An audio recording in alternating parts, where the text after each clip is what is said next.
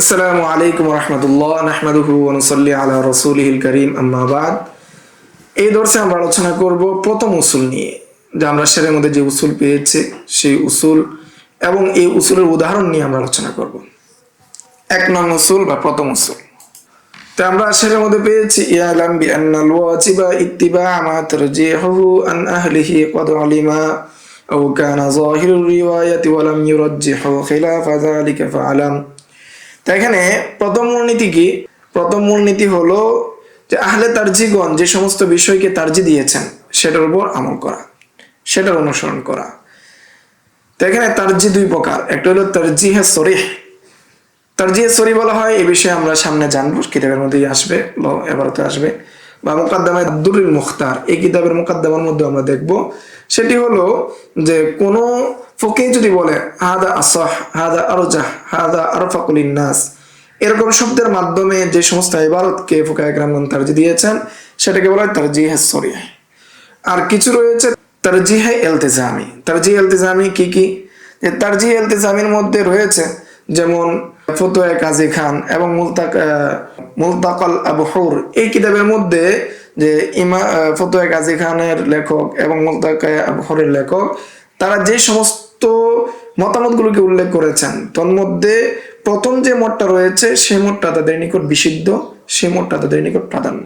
তো সেই হিসাবে তারা যদি কোনো মতকে আগে নিয়ে আসেন সেটাকে ধরে নেওয়া হবে তারজিহে ইলতিজামি, যে আবশ্যকীয়ভাবে এটা তারজি, যদিও সেটার মধ্যে কোনো শব্দের মাধ্যমে তারা বলেন নাই যেটা তারজি। দুই নাম্বার, যদি কোনো কিতাবের মুসান্নিফ যে একাধিক মত উল্লেখ করেছেন, একাধিক মত উল্লেখ করার প্রেক্ষাপটে শুধু একটা মতের দলিল পেশ করেছেন, তাহলে ধরে নিতে হবে যে যেই মতের প্রেক্ষাপটে তিনি দলিল পেশ করেছেন সে মতটা তার নিকট আছে, সে মতটা তার নিকট তারজি পাবে, এটা হবে তারজিহে ইলতিজামি।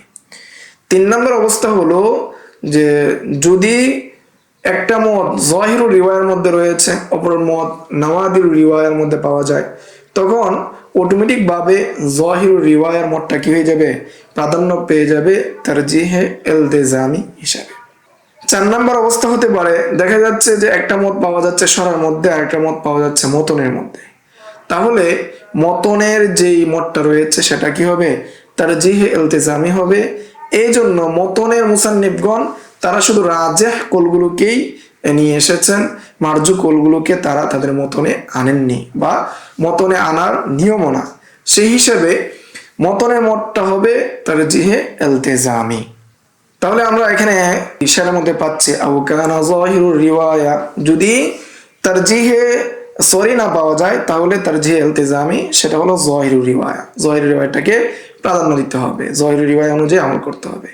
ওয়ালাম ইউরাজ্জিহু খিলাফা যালিকা ফাআলাম, যতক্ষণ পর্যন্ত যাহিরুর রিওয়ায়ার বিষয়ে কোনো ইমাম, কোনো মুজতাহিদ ফিল মাযহাব হোক অথবা আহলুত তারজিহ হোক, তারা যদি কোনো প্রাধান্য না দিয়ে থাকেন অন্যটার বিষয়ে, ততক্ষণ পর্যন্ত যাহিরুর রিওয়ায়ার উপর আমল করতে হবে। তাহলে এক নম্বর উসুল হলো যে ফতোয়া রাজাকুলের উপর দিতে হবে। যদি রাজাকুল না পাওয়া যায় তাহলে যাহিরুর রিওয়ায়ার উপর ফতোয়া দিতে হবে, অথবা তারজিহ ইলতিজামি যেগুলো রয়েছে সেগুলো দিতে হবে। কেননা তারজি না থাকা অবস্থায় যাহিরুর রিওয়ায়া তারজিহ ইলতিজামি বা আবশ্যকীয়ভাবে প্রাধান্য হিসেবে সাব্যস্ত হয়ে যায়। এখানে কুতুবুজ যাহিরুর রিওয়ায়া বা মাসাইলুল উসুল লিল ইমাম মুহাম্মদ, যে যাহিরুর রিওয়ায়ার কিতাবাদি বা মাসাইলুল উসুল বলা হয়, এটা হলো ইমাম মুহাম্মদের কিতাব। ওয়াহিয়াল কুতুবুস সিত্তাতুল মু'তামাদাতুল মারউইয়াতু আনিল ইমাম মুহাম্মদ ইবনুল হাসান বিরিওয়ায়াতিস সিকাত, সেটি হলো ইমাম মুহাম্মদ রাহমাতুল্লাহি আলাইহি থেকে প্রসিদ্ধ 6টি কিতাব, যারা বিশ্বস্ত রাবীদের মাধ্যমে যুগ যুগ ভাবে মুতাওয়াতির ভাবে অথবা ইস্তেফাজার মাধ্যমে আমাদের পর্যন্ত পৌঁছেছে। তো এই বিষয়ে স্বতন্ত্র ইবারত সামনে চলে আসবে, এখানে আমরা এটা আলাদাভাবে এখান থেকে নিয়ে আসছি। আর এর সাথে সাথে উসুলুল ইফতা ওয়া আদাবুহু মুফতি মুহাম্মদ তাকি উসমানী হাফিজাহুল্লাহ এর কিতাবের মধ্যে আমরা দীর্ঘভাবে আমরা যাহির রিওয়ায়ার 6 কিতাব নিয়ে আমরা দীর্ঘ আলোচনা করেছি। তো এখানে শুধু সংক্ষিপ্তভাবে বলা হচ্ছে, সামনেও এই কিতাবের ইবারতের মধ্যে আসবে ইনশাআল্লাহ। তো বিরিওয়ায়াতিস সিকাত বিতাওয়াতুরি আও শুহরতি, সেটা হলো তাওয়াতুরের মাধ্যমে অথবা শুহরতের মাধ্যমে। ওয়াইয়াল মাকসুদ, সেই কিতাবগুলো হলো মাকসুদ ওয়া জিয়াদাত মাফসুদ, জিয়াদাত, ওয়াল জামিউস সগীর, ওয়াল জামিউল কবির, ওয়াসিয়ারুল কবির, ওয়াসিয়ারুল সগীর। এই সমস্ত কিতাবগুলো হলো যাহিরুর রিওয়ায়ার কিতাব, 6 কিতাব। এই সমস্ত 6 কিতাব বাদে যত কিতাব আছে, ইমাম আবু ইউসুফেরই হোক বা ইমাম আবু হানিফার অন্যান্য ছাত্রদেরই হোক অথবা ইমাম মুহাম্মদের অন্য কিতাব হোক, ইমাম মুহাম্মদ রাহমাতুল্লাহি আলাইহি প্রায় 999টা কিতাব লিখেছেন। তন্মধ্যে 6টা হলো যাহিরুর রিওয়ায়া, আর বাকি অন্যান্য যে কিতাবগুলো আমাদের নিকট পৌঁছেছে বা পৌঁছেনি, এখন মুদ্রিত আকারে পাওয়া যায় না, সমস্ত কিতাব নামাদির রিওয়ায়াত হিসেবে গণ্য হবে। সে বিষয়ে বিস্তারিত আলোচনা আমরা স্বতন্ত্র দর্শে করবো ইনশাআল্লাহ।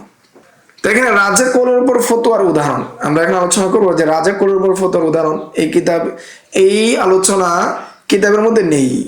এটা আকাবিরগণ ফতোয়ায়ে নবিসি কে রাহনুমা উসুল এই কিতাবের মধ্যে সুন্দরভাবে, উর্দুতে কিতাব, উর্দু ভাষায় একটা কিতাব, এই কিতাবের মধ্যে সুন্দরভাবে নিয়ে আসা হয়েছে। আমরা শুধু এখান থেকে উদাহরণগুলো পেশ করছি যাতে করে আপনারা মোতালা করে কষ্ট করে না বের করতে হয়, সেই জন্য এখানে শুধু আমরা এটা নিয়ে আলোচনা করতেছি। আপনারা স্লাইডও দেখতে পারবেন, এখান থেকে আপনারা ফায়দা নিতে পারেন, পাশাপাশি আপনারা কিতাব মোতালা করার মাধ্যমে ফায়দা নিতে পারেন। তো রাজা কৌলের উপর ফতোয়ার উদাহরণ হলো, যেমন মিসওয়াক করার হুকুম কি? তো মিসওয়াক করার হুকুম হলো সুন্নত। তো মিসওয়াক করার যে হুকুম সুন্নত, এই বিষয়ে অনেকগুলো আকল পাওয়া যায়। তো মিসওয়াক করার হুকুম সম্পর্কে দুটি মতামত পাওয়া যায়। এক নম্বর মতামত হলো জামাল উদ্দিন আবু মোহাম্মদ আব্দুল্লাহ ইবনে ইউসুফ ইবনে মুহাম্মদ আজ-জাইলানি, ওনার ব্যাপার 762 হিজরিতে, যে উনি একজন হাদিস শাস্ত্রের একজন বড় ব্যক্তি ছিলেন। তিনি হেদায়ের কিতাবের কি করেছেন, হেদায়ের কিতাবের হাদিসের তাখরিজ করেছেন, এবং উনার তাখরিজ গুলোকে ইবনে হাজার আসকালানী রহমতুল্লাহি আলাইহি গ্রহণ করেছেন। উনি শাফি মাযহাবের হওয়া সত্ত্বেও, এবং ইবনে হাজার আসকালানী রহমতুল্লাহি আলাইহি ফিকহে হানাফিকে কোথাও যদি দোষারোপ করার সুযোগ পেয়েছেন, প্রত্যেক জায়গায় ইবনে হাজার আসকালানী রহমতুল্লাহি আলাইহি কি করেছেন, দোষারোপ করেছেন। এতটা সত্ত্বেও ইবনে হাজার আসকালানী রহমতুল্লাহি আলাইহি ইমাম জাইলাইর হেদায়ের যে তাখরিজ, সেই তাখরিজকে তিনি গ্রহণ করেছেন। তো ইমাম জাইলাইকে মুআতাদিল ইমাম বলা হয়। তিনি যে মাযহাবী তাআসসুবাত থেকে অনেক দূরে ছিলেন, মাযহাবী তাআসসুব তাকে স্পর্শ করেননি। যে ফিকহে হানাফির কোনো হাদিস যদি জয়ীফ হয়, তিনি সুস্পষ্ট বলে দিয়েছেন জয়ীফ। আর কোনো হাদিসের বিষয়ে যে কোনো ধরনের অবস্থা, তিনি সুস্পষ্টভাবে সেটাকে বিস্তারিতভাবে মানুষের সামনে পেশ করেছেন। তাহলে ইমাম জাইলাই রহমতুল্লাহি আলাইহি বলতেছেন যে মিসওয়াক করা মুস্তাহাব, মুতলাক মুস্তাহাব, সুন্নত না। আর আল ইমাম কামাল উদ্দিন মুহাম্মদ ইবনে আব্দুল ওয়াহিদ আস-সিওয়াসি সুম্মা সিকান্দারি আল মারুফ বি ইবনুল হুমাম আল হানাফি, ইবনুল হুমাম রহমতুল্লাহি আলাইহি ওনার বাদ 861 হিজরিতে তিনি এই মতকে সঠিক বলেছেন। অর্থাৎ মুস্তাহাবের যে মত, মিসওয়াক করা মুস্তাহাব, এই মতটিকে তিনি সঠিক বলেছেন। দুই নম্বর মত, অধিকাংশ ফুকায়ে কেরাম এবং আসহাবে মুতুনগণ মিসওয়াক করাকে সুন্নত বলেছেন এবং এই মতকে তারা তারজিহ দিয়েছেন। অধিকাংশ ফুকায়ে কেরাম মিসওয়াক করাকে সুন্নত বলেছেন এবং এই মতকে কি দিয়েছেন, তারজিহ দিয়েছেন। যেহেতু অধিকাংশ ফুকায়ে কেরামগণ এবং আসহাবে মুতুনগণ কি করেছেন, সুন্নত বলেছেন এবং এই মতকে তারা তারজিহ দিয়েছেন, এই জন্য মুফতিয়ানে কেরামদের জন্য আবশ্যক হলো অধিকাংশ মাশায়েখ কেরামদের মতামতের উপর ফতোয়া দেওয়া। অর্থাৎ যেহেতু তারা এটাকে তারজিহ দিয়েছেন, তারজির উপর ফতোয়া দেওয়া। আলোচ্য মাসালাতে মিসওয়াক করা সুন্নত, এই কথার উপর ফতোয়া দেওয়া আবশ্যক। তো এই বিষয়ে একটা ইবারত আসছে রদ্দুল মুহতারের 1 নম্বর খণ্ডের 113 নম্বর পৃষ্ঠার মধ্যে এসেছে, সুম্মা কিলা, এতপর বলা হয় যে এটার মধ্যে কি কিলা বলে উল্লেখ করা হচ্ছে, দুর্বল মত, ইন্নাহু মুস্তাহাব্বুন, যে মিসওয়াক করা কি মুস্তাহাব, লিআন্নাহু লাইসা মিন খাসাইসিল ওযু, কেননা মিসওয়াক যেটা রয়েছে সেটা কি ওযুর কিনা কোনো ধরনের বৈশিষ্ট্য না। ওয়াসাহাহু জাইলাই ওয়া গায়রুহু, ইমাম জাইলাই এবং অন্যান্যরা কি করেছেন, এটাকে তাসহিহ করেছেন। ওয়াকালা ফিল ফাতহি, বা ফাতুল কাদির, ফাতিহার উদ্দেশ্য ফাতুল কাদির ইবনুল হুমামের, তিনি বলেছেন ইন্নাহুল হক, এটা কি ঠিক আছে, এটাই সঠিক। লাকিন ফি শারহুল মুনিয়াতিস সগীর, কিন্তু মুনিয়াতিস সগীরের মধ্যে এসেছে ওয়াকাদ আদাহুল কুদুরি ওয়াল আকসারুনা মিনাস সুনানি ওয়া হুয়াল আসাহ, কিন্তু ইমাম কুদুরি এবং অধিকাংশরাই কি করেছেন, এটাকে সুন্নত বলেছেন। অর্থাৎ মিসওয়াক করাকে সুন্নত বলেছেন, আর ওয়া হুয়াল আসাহ, এটাই বিশুদ্ধ মত। তাহলে রাজে কোরআনের উপর ফতোয়া দিতে হবে, এর প্রথমে উদাহরণ পেলাম যে মিসওয়াক করা সুন্নত, এই জন্য যে অধিকাংশ আসহাবুল মুতুন এবং কি মাশায়েখগণ এই মতকে গ্রহণ করেছেন, এটাকে তারজিহ দিয়েছেন, আসাহ শব্দের মাধ্যমে তারজিহ দিয়েছেন। এই জন্য আমরা সেটাকে গ্রহণ করব। 2 নম্বর উদাহরণ, বিতিরের নামাজ এর হুকুম। বিতিরের নামাজ ওয়াজিব না ওয়াজিব না, এটার উদাহরণ। বিতিরের নামাজের হুকুম সম্পর্কে ইমাম আবু হানিফা রাহমাতুল্লাহ আলাই, ওনার ওফাত 150 হিজরি, ইমাম আবু হানিফা থেকে 3টি মতামত পাওয়া যায়, 3টি রাওয়ায়াত পাওয়া যায়। এক, হাম্মাদ ইবনে যায়েদ রাহমাতুল্লাহ আলাই, তিনি বলেন বিতিরের নামাজ ফরজ।